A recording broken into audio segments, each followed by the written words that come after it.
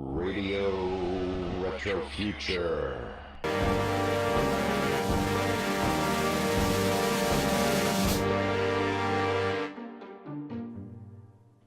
Perfect. Well, welcome, ladies and gentlemen, to another episode of Radio Retrofuture. And today I am with Dutch comic book artist Robin Keijzer. But before we go to our guest, I want to thank everybody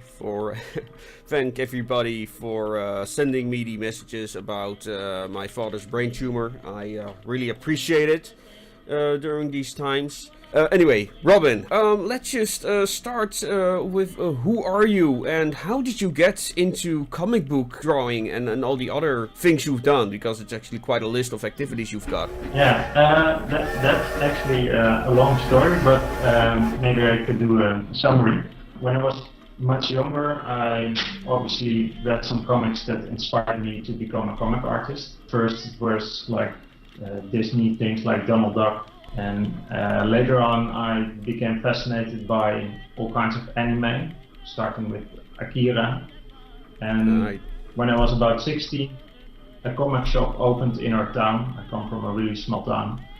So that really pulled me towards making comics. I just started to draw at first, and when I got a bit older, about 19, I did a special school, or a course, you could say, to become a comic artist, which was really rare in the Netherlands at that time. Yeah, I can imagine. I did that in the evening, 2 years. And I think after that you can say I was a comic artist because I was actually making comics. But soon after, a few more things happened.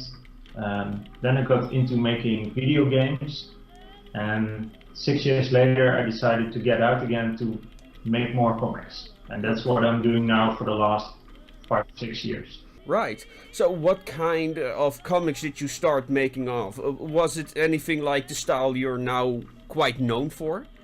Or was it a completely different style? Yeah, as I said before, I was really inspired by the manga and anime stuff.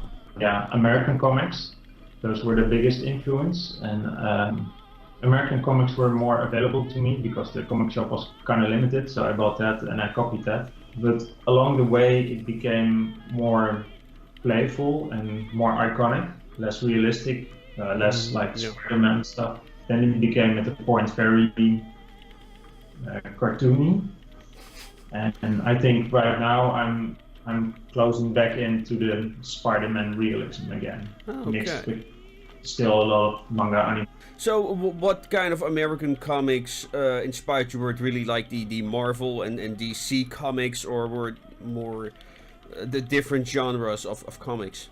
I remember that the first few things I read in American comics was The Darkness. All right. But I must say I was never really a big fan of the actual good guy heroes. Mm-hmm. The Marvel. I still don't care about that actually. Although I liked the movies like Iron Man because he's not really a hero. He's a bit of an asshole. So I can appreciate that more. Yeah, I think along the way, because that was what was available to me again. I was also really influenced by the books made by the author that made Akira. Mm-hmm. He made quite a few more things, like Domu is one of his books, which I think is great. Yeah. He made a book full of short stories called Memories, but I was always too impressed with his visual style to actually try to copy that because it was so good. So I kind of stick to the simpler stuff, and I thought the American comics were like simpler to copy. Mm-hmm. He also did Steam Boy, by the way. You probably know. Yeah, I do. His vanity project. But it's an entertaining film, but it's also a very flawed film, unfortunately. But it's one of the few movies I actually deem to be genuine steampunk. But that's a whole different discussion.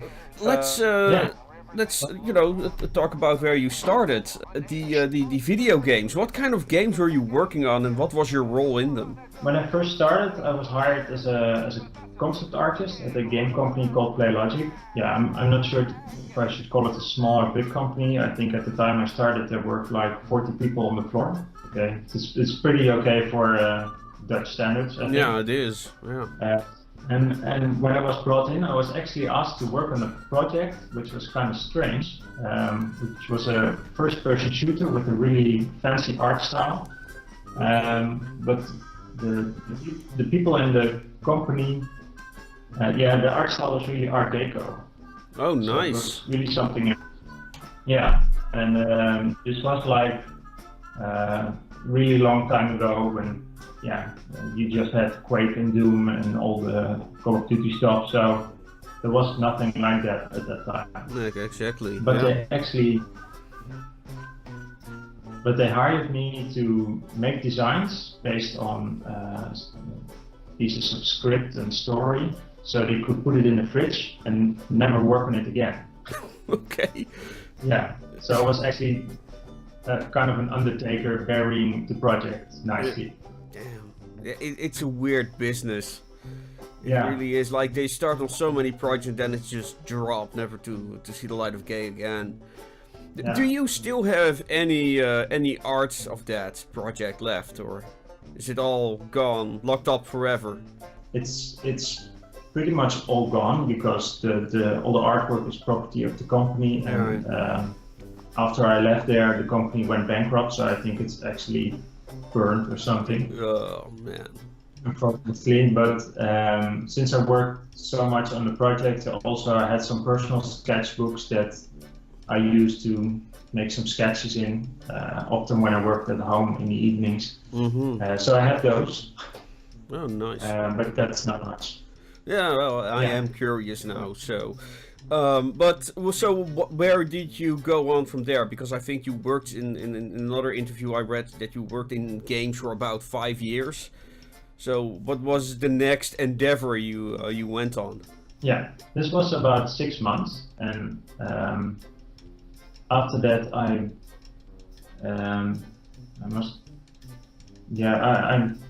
at the time I only recall the bigger project, because we had like lots of small projects that came in between. I made some art for that, and I don't know where those were exactly, but I think the next project was called Cyanide Resurrection, and it was a space shooter. Yeah, and it was this bizarre shooter. There was actually part 2. Part 1 was released for the original Xbox, and this one was intended for the PSP, the handheld thing from Sony. Yeah. So, and what I was making for that game was mostly background art, which were like Greek ruins, statues that come to life, etc. Those were also turned into monsters. It was really a nightmarish-like game.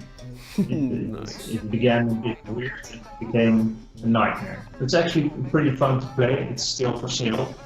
Maybe to complete the story, there wasn't really where I left games. There's like a gap. The game I worked on for very long, for 3 years, was called Fairy Tale Fights. That's a game I came up with together with a colleague of mine, because we actually worked on Cyanide, and I was only drawing spaceships, and I was actually very interested in drawing characters. And there were no characters in the whole game. Right. Yeah, the space monster statues, but not real characters. So we made up Fairy Tale Fights, which is a game about fairy tale characters that fight. Worked on that for 3 years. It was really a great experience, and I went from being a concept artist to an art director for the project. When I completed that game, I actually have it here. Yeah. It's a real game. Oh, nice. Okay, Fairy Tale Fight. All right, post the video down below. Yes. Yeah.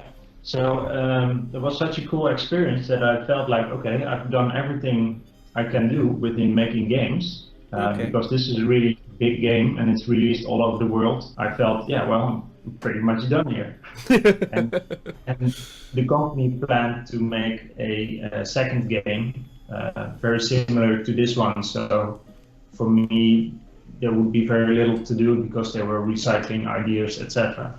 So I felt like, okay, this is a good time to exit and to do something else. How did Gang Up start? Yeah, Gang Up is a card game that I also made with an ex-colleague from PlayLogic. It's actually, I think, the best mix of my two interests, because I've always been pulled apart between making games and making comics. Gang Up is nicely in between, so that was for me the reason to do it. And actually, the colleague of mine called Paul, he had an idea. And he said, I want to make a card game about betrayal. And I didn't really think about it too much. I just said, yes, let's do this.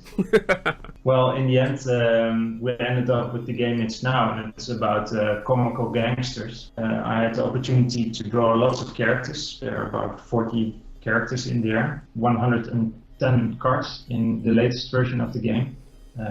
So the other cards were also uniquely illustrated. But at first it was, of course, just an idea, and we were two guys having an idea. And right now it's actually again an existing game. Thought of the theme that would fit with the game, and we brought it all together. And when we felt confident about that, we tried a Kickstarter. We actually didn't really need the money to print it. We could have just printed a few copies ourselves if we wanted. But we wanted to know from the Kickstarter crowd if this game should be out there or not. I mean, if nobody cares, why should we make it? In the end, there were like 500 people who backed our project, which was enough to fight with. And it clearly showed us that people were interested, so we made a complete game, and that's how we made it. Nice. So what is Gang Up? What kind of game is it? Yeah, as I said before, in the core it's about betrayal. Well, that's a difficult concept to put in a game, actually. Yeah, I mean, people like to play together or like to play against someone, but really betraying somebody is actually difficult to build in a game. So we had to make it a bit broader, and now we say Gang Up is a game about teamwork and betrayal. And what we did is, simply put, in the game, you are a gang leader, and you have to impress the other gang leaders with interesting, cool crimes you commit. And to be able to commit those crimes, you basically need enough manpower, enough gangsters to do that. And at first in the game, you won't have enough. You will have a few, but probably not enough. So you have to team up with somebody, gang up, to get enough gangsters, and together you will, commit the crime. And the third person, or you can play it with 3 to 5 people.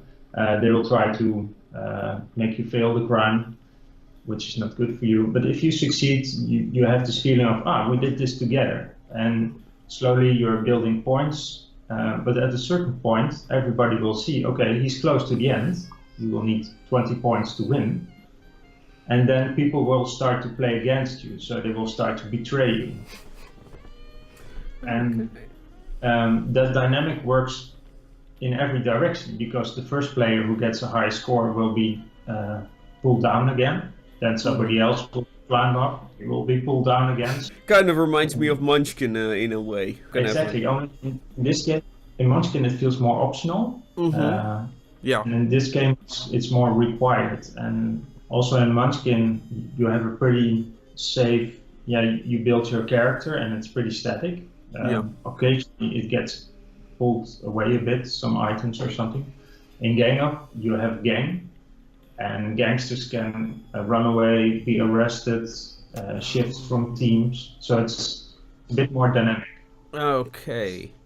Okay, well, that's Gang Up, everyone. Of course, we'll put the links down below for those that are interested. It can be bought in the United States as well? Not in the shops, but there are online shops who sell it, and also, of course, to America, actually to all over the world. So, let's talk about your comics. Currently, you're working on Coffin Crushers. But what other types of comics have you made in the past? What was your first comic like?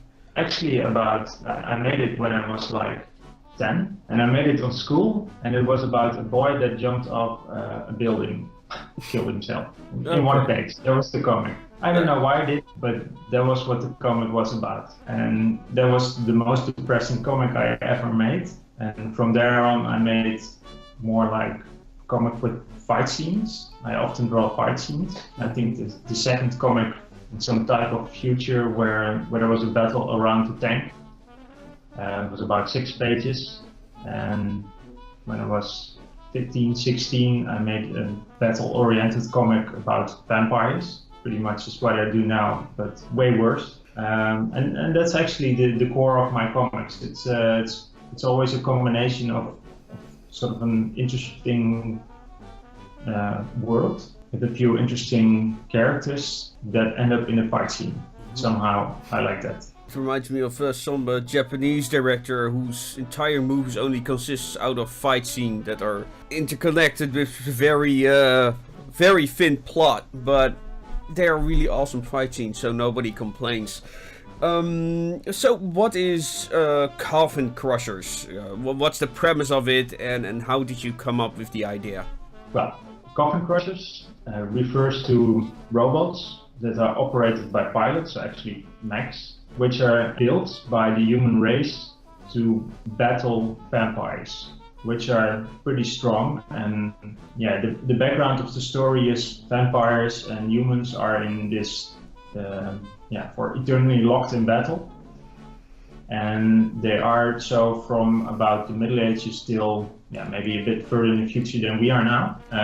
So the human race is under constant threat of vampire attacks. And for me, that's just a starting point, but it's a starting point that allows me to create interesting visuals. Of course, those coffin crushers, those robots are nice to draw, but humans also live like this big cluster of castles that are put together, so like a huge bunker. People are actually so much hidden in these castle clusters that they also live in the dark, basically like the vampires. So you get this ironic thing that they become more or less the same. And the vampires also have to hide in what humans call coffins, but which are big steel bunkers, mostly underground bunkers. And once again, these robots are intended to attack these coffins, so they crush the coffins, destroy the vampires. And I must say, this sounds like this typical dark future thing, but most of my comics, except for the very first one, I said, have a lot of humor. Mm-hmm. So it's the setting gives me interesting stuff to draw, but I also like the humor and sort of spaghetti action. It's a bit of. Did you have a certain fondness for mecha anime? Actually, no. I'm actually a big. You're a big fan Ghost in the Shell. Ghost in the Shell, yes. And the emphasis is not so much on mechas there, but they have these things they ride in, these spider type Tatsukomas, indeed, yeah. And I think that's nice because they really got these spider qualities, and also the bad guy mechas really got these animal-like things. I think in the first movie or in the series, I don't know, there's this scorpion-like tank. In both the series and the movie. So that's what I like. I've seen Pet Labor or Neon Evangelion, which also has really weird but cool mechas, I think. Yeah. And but that's maybe not per se what inspired me, the robots. I really like to put something at the core of the world and the universe, like this eternal struggle with the vampires. And from there I like to spawn all kinds of machinery that more or less make sense in that world and that become a part of everyday life. And the robots actually came at the end. Let's talk about your current style, because when I look at your style, it's at one side it's rather minimalistic, and at the other there is a lot to see, and you know I that's why I think a lot of diesel punks will really enjoy your style, like I posted on Facebook. Would you associate it with a certain style in comics or cartoons that's popular right now? Yeah, that's a bit difficult because in the past I've been influenced by American things, by Japanese comics, but also by European comics. So it's so much of a mix that I find it hard to put it in a box. Yeah, it is. Yeah. It's a really unique style. I when I try to think, is there somebody else with a similar style? Like there are a lot of elements I recognize, but not the combination of all those elements. It's really hard to, say like all I can say is it's typical Robin Keijzer. That's all I can say about it. Yeah, well, thanks. And I guess in a way that's good. In another way, I noticed that people often like more of the same. So Yeah, it's true.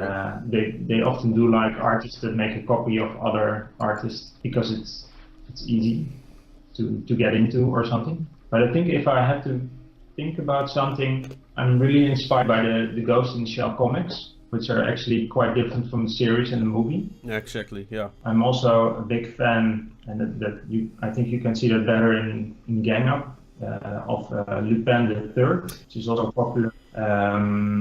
But I kind of mix it up, so maybe it gets lost again in what I do. I don't know. Maybe the audience should take a look and judge for themselves what they think. There is one volume is out already, isn't there? No, I wish. I almost completed 9 pages. Okay. So when I'm not that far. Actually, I'm drawing it at the moment. I can show you an example if you like. Oh yeah, sure. Please. You can probably don't see it sharply, but I can tell you more or less what you see. This is a printout. I make my first sketch in Photoshop. Okay. And the first sketch is more of a layout planning, and then I use pencil to detail the sketch, and then I scan it back into Photoshop, and then I start the whole coloring. So I try to give you a bit of a close-up. At the top there's a bit of an impression of the city. Yeah. Here you can see a first impression of the robot, the coffin crusher. So yeah, when do you hope the first volume of Ghost in the Shell will be ready? God, what am I saying? The first issue of Coffin Crushers. Damn it. Yeah, hopefully soon. It shouldn't take too long to finish it if I have the time. And my time is really determined by how many outside jobs I get, because I have to take those because I never know when the next job comes. Exactly. But let's say there's no freelance work, then I should be able to maybe finish the first issue, which is an American comic format, like 22 pages. Should be finished in a few months, and then it's ready for print. Oh wait, we can talk about your taken sessies or drawing sessions 2.0. Could you explain what those are, and maybe for the Dutch, for our Dutch audience, explain what it is? But also that's our connection. So that's nice true. Yeah. So the drawing sessions you mentioned, we call our sessions sketch sessions, sketch session 2.0. What it is, it's a model drawing session, like a classical model drawing, live drawing session, but then with a theme element to it. So, like you were once invited to come over, and you have this amazing steampunk outfit, which is really cool to draw. So we ask you to take place on stage and hold a pose for like 5 minutes to 10 minutes. There are artists around you, maybe 20 to 40, if we're lucky, who will draw that pose and try to capture all the details of your costume, etc. And that is what we do. All right. So how did you come to organize those, and is there a reason why you call it 2.0?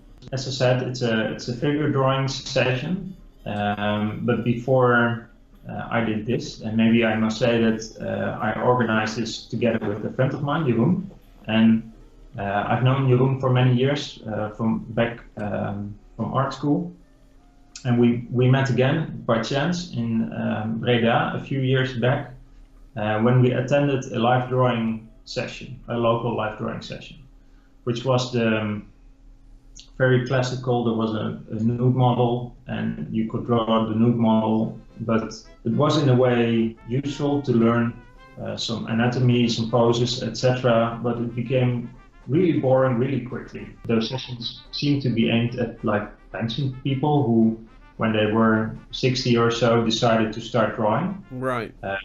So, like I said, when you did some poses for us, you were standing there in your costume for 5 minutes, then we had another pose, etc. But this model was standing for 2 hours in the same pose. Yeah. So, and that quickly became boring. So we decided, well, maybe we can do better. We have some friends from the comic industry and the games industry who do more or less the same like us, who are interested in interesting designs and who want to practice their model drawing in a bit of a speedy way, because they're already, or most of them are professionals. The other half is like advanced students who attend our drawing sessions. So, well, we did our first session. We asked him to compose in his armor. He has a full plate armor. So that was cool, and everybody liked it, and we did it again and again. And next Saturday, or this Saturday, we do our 36th session. So, and have other groups of artists copied this concept? Is it now done more, or are you still the only ones? Who do these themed sessions, you mean? Yeah. Because there are many. Yeah, there are actually many groups, live drawing groups, and there are a few live drawing groups who do something special. But I don't believe there's a group that actually hires like costumes models like we do. Okay. So I think we're still unique. Although I've been, quite a few people have asked, can we do the same over here? Because we're at Breda, and some people are from the north of the Netherlands. Exactly. It's hours away. So they asked, can we do that? And we actually said, yeah, go ahead. But it seems quite hard to plan it and to get the contacts to be able to do this. Mm-hmm. You do them once a month, I think? Yeah, once a month. There was a time that we did it once a week at a Tuesday or Wednesday evening. I don't really remember. But it was not with costume models, because those are just really hard to find and to get something different every time. So exactly. There was the classic nude model drawing, but then the nude models would pose like with props like guns and swords, stuff like that. So it was like the light version of what we do on Saturdays. Okay. Is there anything in particular you want to talk about, or have we covered everything? Well, the 3 things that keep me busy almost every day that are Gang Up, the sketch sessions, and now my comic Coffin Crushers. So, unless you have something you want to know. Well, what do you hope to do for the future? Of course, you're now working on Coffin Crushers, but do you have some other ambition you'd hope to fulfill somewhere in your life? Yeah, there's one more thing. I've actually been quite lucky in fulfilling things I want to do, so that's great. But I'm also a passionate role player. I play, every week. I've played for the last 15 years Dungeons and Dragons. I've also been a storyteller there, a dungeon master for quite a few times, and I would like to somehow bring those stories into a book or an adventure that other people can play and illustrate that. And after that, I'm totally happy, I think. Okay. Yeah, so I think we can go to the final word. Do you have some words of inspiration for our listeners out there? Yeah, what makes me really happy, and what makes a lot of people around me that are now happy, is however impossible it seems to do, please try to do whatever you like. Yeah, if you work on that, you will eventually succeed and do what you like. And that's a nice way to spend your time in life. So that would be my thought of the day. Okay. Well, with that, I'd like to thank you for being here tonight with us, Robin. Of course, for all of you viewers out there, I hope you enjoyed this episode with Robin Keijzer. All the relevant links to his projects will be down below. And of course, if you enjoyed this episode, please give it a like and subscribe if you haven't already. Yeah, and with that, I'm just gonna bid you adieu. And as always, ladies and gentlemen, good night. 5, 6, 7, 8, hit it!